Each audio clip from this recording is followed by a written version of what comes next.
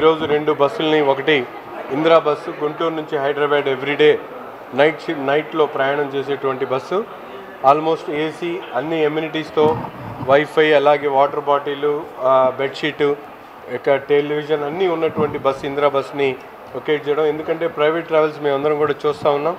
దాదాపు ప్రైవేట్ ట్రావెల్స్లో 800-900 రూపాయలు తీసుకునేటువంటి బస్సు ప్రయాణం ఈరోజు కేవలం 650 రూపీస్కి ఆర్టీసీ వాళ్ళు నిరంతరం ప్రతిరోజు కూడా అందుబాటులో ఉండేటువంటి విధంగా సర్వీస్ని ప్రారంభించడం జరిగింది. ప్రతి ఒక్కరూ ఈ అవకాశాన్ని సద్వినియోగం చేసుకోవాలని చెప్పి కోరుతా ఉన్నాం. అంతేకాకుండా గుంటూరు నుండి నిత్యం వేలాది మంది ప్రయాణం చేసేటువంటి విజయవాడ బస్ డిపోకి 25 బస్సులు నడుస్తూ ఉన్నాయి.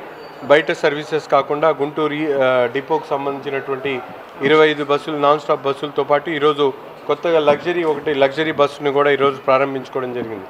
ప్రయాణికులకు అత్యంత సులువైనటువంటి, అత్యంత ఈజీగా ఉన్నటువంటి వేలో ప్రయాణం చేసేటువంటి విధంగా ఆర్టీసీ నిరంతరం కూడా ప్రజలకు చేరువలో అనేక రకాల వసతులు, సౌకర్యాలు కల్పించడం జరుగుతూ ఉంది. ప్రజలు దీన్ని సద్వినియోగం చేసుకొని రాబోయేటువంటి రోజుల్లో ఆర్టీసీని మరింత అభివృద్ధి చేసేటువంటి దిశగా ఎలక్ట్రిక్ బస్సులను ఎలా వినియోగించుకోవాలి, ఎక్కడెక్కడే స్పాట్స్లు పెట్టుకోవాలనేది ఆలోచన జరుగుతూ ఉంది.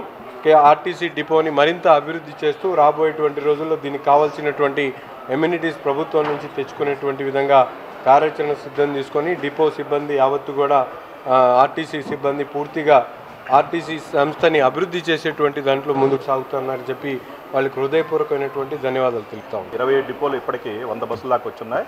ఇంకా త్వరలో 200 బస్సులు వస్తాయి. ఇవన్నీ ప్రయాణికులకి సర్వీస్కి అప్గ్రేడ్ చేయడం కోసము మరియు పాత బస్సుల స్థానంలో ఈ బస్సులు ఏర్పాటు చేయడం జరుగుతుంది.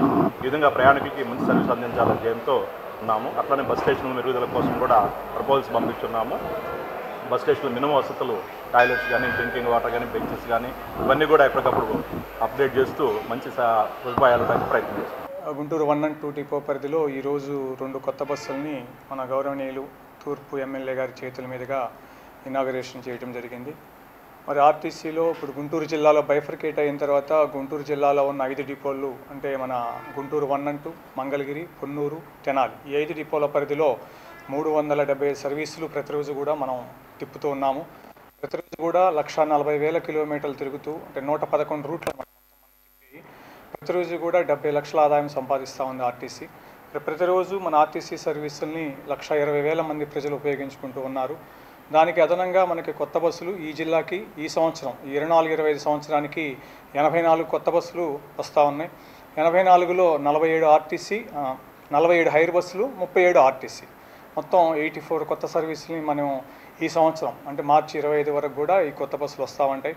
ఇప్పటికే 10 బస్సులు కొత్త బస్సులు వచ్చి ఉన్నాయి. ఈ 10 బస్సులు కూడా గుంటూరు 1, గుంటూరు 2 అండ్ మరి తెనాలి డిపో పరిధిలో మరి తిప్పుతూ ఉన్నాము. ఇక రానున్న రోజుల్లో కూడా 74 కొత్త బస్సులు వస్తాయి. ఇప్పుడైనా ఆర్టీసీ అనేది ఎప్పుడు కూడా ప్రజా రవాణా సంస్థ, ప్రజలకు భద్రతతో కూడిన ప్రయాణాన్ని అందించాలనే లక్ష్యంతో ఏర్పాటు చేసింది ఆర్టీసీ అనేది.